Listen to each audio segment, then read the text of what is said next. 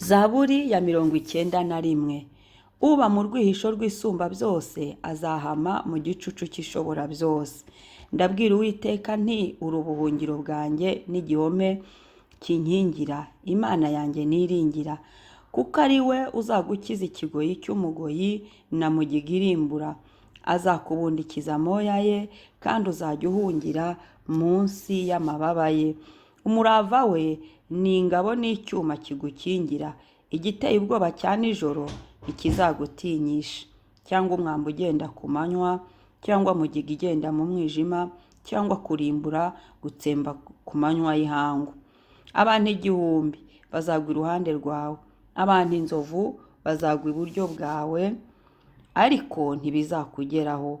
Uzabirebesha amaso yawe gusa ubone ibihembo by'abanyabyaha, kuko ari we buhungiro bwanjye Uwiteka, wagize isumba byose ubuturo.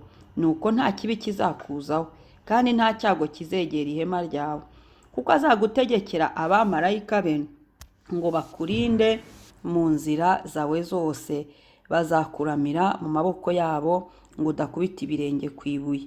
Uzakandagira intare n'impoma, uzaribata umugunzu w'intare n'ikiyoka. Kuko yankunze akaramata, nicyo nzamukiriza. Nzamushyira hejuru kuko yamenye izina ryanjye. Azanyambaza nanjye mwitabe. Nzabana nawe mu makuba no mu byago. Nzamukiza muhe icyubahiro. Nzamuhaza uburame, kandi nzamwereka agakiza kanjye. Amen.